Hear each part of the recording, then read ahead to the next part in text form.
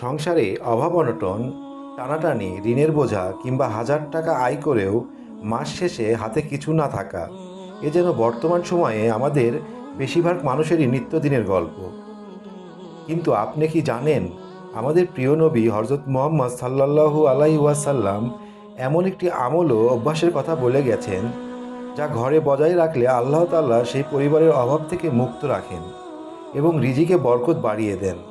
চলুন, একটি সত্য ঘটনার আদলে তৈরি ছোট্ট গল্প থেকে জেনে নেওয়া যাক সেই চমৎকার সমাধানটি। রাকিব সাহেব ছোটোখাটো একটি চাকরি করেন। বেতন খুব বেশি নয়, তবে পরিবার নিয়ে চলার জন্য যথেষ্ট হওয়ার কথা ছিল। কিন্তু অদ্ভুত এক বিষাদ তার সংসারে লেগেই থাকত। মাসের 10 তারিখ পার হতে না হতেই হাত খালি হয়ে যেত। কোনো না কোনো হঠাৎ বিপদ, রোগবালাই বা অপ্রত্যাশিত খরচে জমানো টাকা শেষ হয়ে যেত। দিন দিন অভাবের তাড়নায় রাকিব সাহেবের ঘরের শান্তি যেন হারিয়ে যাচ্ছিল। স্বামী স্ত্রীর মধ্যে খিটখিটে মেজাজ, ঝগড়া আর অসন্তোষ নিত্যদিনের ব্যাপার হয়ে দাঁড়িয়েছিল। একদিন উপায় না পেয়ে রাকিব সাহেব গেলেন এলাকার এক প্রবীণ হুজুরের কাছে। কান্না ভেজা কণ্ঠে বললেন, হুজুর, আমি তো হারাম উপার্জন করি না, সাধ্যমতো চেষ্টা করি, তবু আমার সংসারে বরকত নেই কেন? অভাব কেন পিছু ছাড়ে না? হুজুর মুচকি হেসে বললেন, রাকিব, রাসূলুল্লাহ সাল্লাল্লাহু আলাইহি ওয়াসাল্লাম রিজিক ও ঘরের শান্তির জন্য একটি অদ্ভুত সুন্দর কথা বলে গেছেন। আমলটি খুব সহজ, কিন্তু আমরা অনেকে এটি অবহেলা করি। হুজুর একটি হাদিস শোনালেন। এক ব্যক্তি আল্লাহর রাসূল সাল্লাল্লাহু আলাইহি ওয়াসাল্লামের কাছে এসে নিজের দারিদ্র্য ও অভাব অনটনের অভিযোগ করল। রাসূলুল্লাহ সাল্লাল্লাহু আলাইহি ওয়াসাল্লাম তাকে বললেন, তুমি যখন তোমার ঘরে প্রবেশ করবে তখন সালাম দেবে, ঘরে কেউ থাকুক বা না থাকুক। তারপর আমার ওপর দরুদ পাঠ করবে এবং একবার সূরা ইখলাস তিলাওয়াত করবে।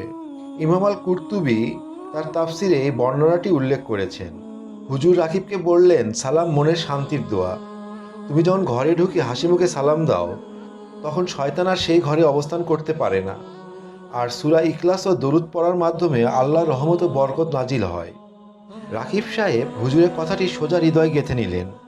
সেদিন থেকে তিনি নিয়ম করলেন, ঘরে ঢোকার সময় পরিবারের উচ্চস্বরে হাসি মুখে সালাম দিবেন, কেউ না থাকলেও সালাম দেবেন।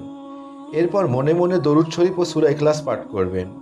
স্ত্রীকেও তিনি এই অভ্যাসের কথা বুঝিয়ে বললেন। মাত্র কয়েক মাসের মধ্যে রাকিব সাহেবের সংসারে এক অলৌকিক পরিবর্তন আসতে শুরু করলো। টাকার পরিমাণ হয়তো এক রাতে দ্বিগুণ হয়ে যায়নি, কিন্তু অপ্রয়োজনীয় খরচ ও রোগবালাই বন্ধ হয়ে গেল। কম আয় সত্ত্বেও মাস শেষে কিছু টাকা জমতে লাগলো। সবচেয়ে বড় কথা, ঘরের ঝগড়াঝাঁটি উধাও হয়ে এক অসীম মানসিক শান্তিতে ফিরে এলো। অভাব যেন তাদের ঘর থেকে চিরতরে বিদায় নিল।